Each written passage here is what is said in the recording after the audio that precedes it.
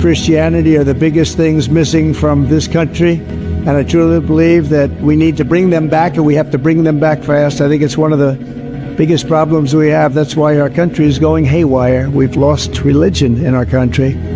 All Americans need a Bible in their home, and I have many. It's my favorite book. It's a lot of people's favorite book.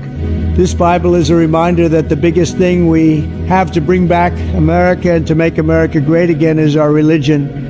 Religion is so important. It's so missing, but it's going to come back, and it's going to come back strong, just like our country is going to come back strong. In the end, we do not answer to bureaucrats in Washington. We answer to God in heaven. Christians are under siege. We must protect content that is pro-God. We love God, and we have to protect anything that is pro-God. We must defend God in the public square and not allow the media or the left-wing groups to silence, censor, or discriminate against us. We have to bring Christianity back into our lives and back into what will be again a great nation. And I think you all should get a copy of God Bless the USA Bible now and help spread our Christian values with others. There you have it. Let's make America pray again. God bless you. And God bless the USA. मुझे काहे वो बोल रहा हूँ कि इस साल अगर वो ईमानदार रहे और वफादार रहे, करे इस चर्च के साथ, पवित्र आत्मा करे परमेश्वर के साथ वफादार रहे। ये नहीं कि मुझे ये नहीं मिला, वो नहीं मिला, कंप्लेंट करते रहे परमेश्वर को। पवित्र आत्मा कह रहा है वफादारी वो है जो कंप्लेंट नहीं करता, ईमानदारी से चलता है। परमेश्वर ने कहा इस साल में वो अपना फल पाएंगे, सबसे बेस्ट फल। आमीन। एक बेस्ट फल आएगा, बेस्ट गवाही आएगी, बेस्ट टेस्टमनी आएगी। जिनकी जॉब फौज में, पुलिस में, कोई टीचर लाइन में किसी ने भरी थी और वो रुकावटों के कारण किसी कारण वर्ष रोक दी गई या नहीं मिल रही है, परमेश्वर का आत्मा कह रहा है जिनकी छिन गई थी या फिर कोई प्रॉब्लम हो गया, उनको निकाल दिया गया या कोई भर्ती कैंसिल हो गई है, परमेश्वर का आत्मा कह रहा है उसी नाम पर आपको फिर से बुलाया जाएगा। आप पास होंगे, आपको जॉब पर रखा जाएगा यीशु मसीह के नाम में। आपका फेवर होगा इस साल में यीशु मसीह के नाम में। जो अब तक मां नहीं बनी है उनके लिए खुशखबरी है। क्या आप ताड़ी बजा सकते हैं? यस। जो मां नहीं बन पा रही है उनके लिए खुशखबरी है। पवित्र आत्मा मुझे कह रहा है जो बाप नहीं बन पा रहा है उनके लिए खुशखबरी है।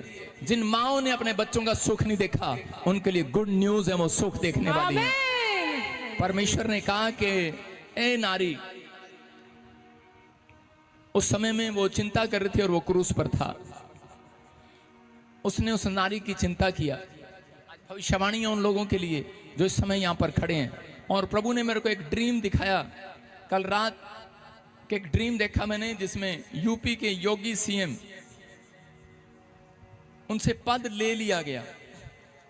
उनके जीवन में कोई बड़ा खतरे का संकेत मैंने देखा, लेकिन वो उसने ऊपर की तरफ देखा, भगवान को याद किया और वो बच गया। मैंने कुछ ऐसा देखा। और मैंने एक ड्रीम देखा, काले कपड़े वाले ने आकर उसको पीएम की गद्दी पर बिठा दिया, मोदी को हटा दिया। मुझे नहीं पता क्या है ये, लेकिन आपको पता है, आप समझदार हैं।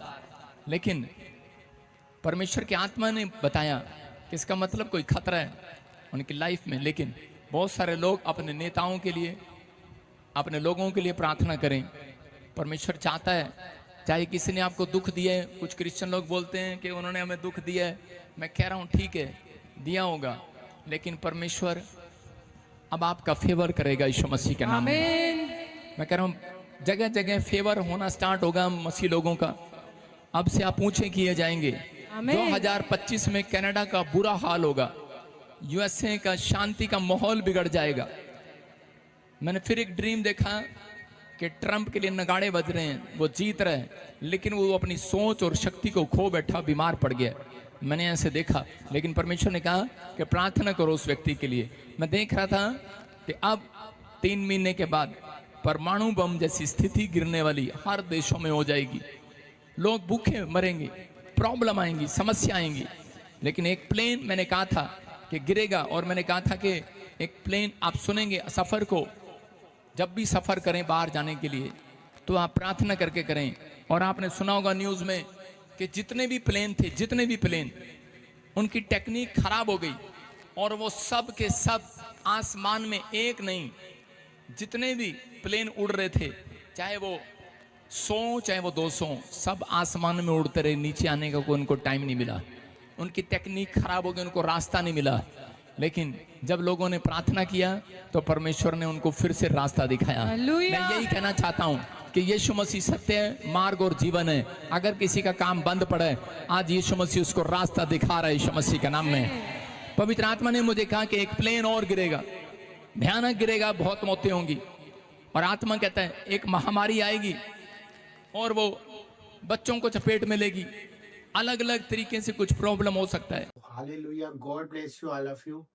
सभी को जय मसीह की। आज हम उस विषय के लिए बात करना चाह रहे हैं जो कि है चंगाई। बहुत से लोग दुखी हैं, बहुत से लोग परेशान हैं। हम मसीह लोगों की बात नहीं कर रहे हैं, हम उन लोगों की बात कर रहे हैं जो आज अस्पतालों में पड़े हैं और जो लोग अपनी बीमारियों के लिए दर बदर भटक रहे हैं, जो अपनी बीमारियों को ठीक करने के लिए किसी भी हद तक जा सकते हैं। वो अपना धन भी व्यर्थ कर सकते हैं, अपना समय भी लगा सकते हैं, अपने परिवार को भी वो आज हर जगह ले जाकर हर एक चीजों के लिए तैयार कर सकते। परंतु जब हमारी बीमारी हमारे ऊपर आ जाती है तो हमें परमेश्वर क्या सिखाते हैं और परमेश्वर हमसे क्या कहना चाहता है कि हम उस बीमारियों को किस तरह से ठीक होता देख सकते हैं। तो आज मैं आपको वो वचन बताना चाह रहा हूँ जो परमेश्वर ने हमें हमारे अधिकार के लिए दिया है, वो वचन जिसके द्वारा आपकी बीमारी इसी वक्त चंगी हो सकती है। सच में मेरे भाई बहनों, आप किसी भी चीज से सफर कर रहे हो, किसी भी परेशानी से सफर कर रहे हो, किसी भी रोग से सफर कर रहे हो, आज अगर आप इस वचन को पढ़ते हैं और इस वचन को अपने जीवन का आधार मान लेते हैं और ये वचन को अगर अपने मन में ढाल लेते हैं, जितनी भी नेगेटिविटी है सबको हटाकर, आज कितनी मेडिसिन आप लोग खा रहे हैं, कितनी परेशानी आपके ऊपर है, परंतु अगर आप आज ये वाली मेडिसिन खा लेंगे, आज ये वचन को अगर आप खा लेंगे, तो मैं बता रहा हूँ कि आपकी वो मेडिसिन छूट जाएगी और आप संपूर्ण चंगे हो जाएंगे।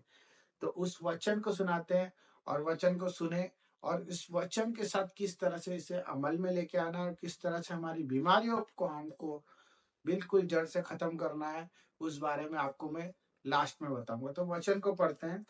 वचन है यशाया का 53 जिसका 5वां वचन।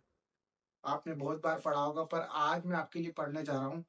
परंतु वो हमारे ही अपराधों के कारण घायल किया गया, वो हमारे अधर्म के कामों के कारण कुचला गया और हमारी ही शांति के लिए उस पर ताड़ना पड़ी कि उसके कोड़े खाने से हम चंगे हो गए हैं और चंगे हो जाओगे।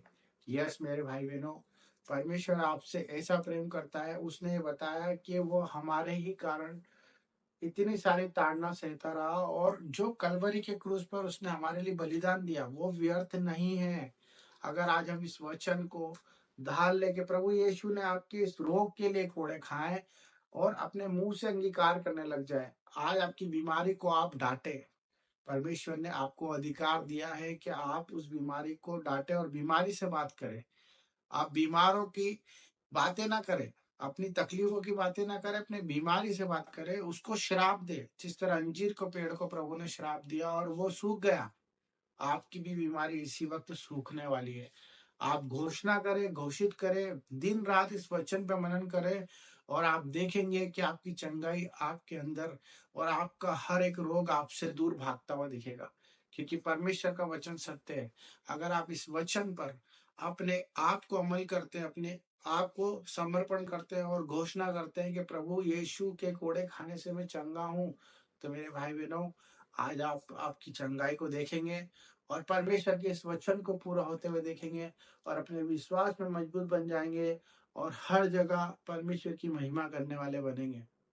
तो सबको जय मसीह की। इस वचन को अमल में लाए, घोषणा करे, जितना हो सकता है उतना अपने मुंह से अंगीकार करे। आपका मुंह आपके मन को बताने वाला और आपका मन आपके हृदय को और हृदय आपके पूरे जीवन को और आपके पूरा जीवन प्रभु के जीवन में समर्पित हो जाएगा और आप चंगे और सुरक्षित रहने लग जाएंगे। सबको जय मसीह।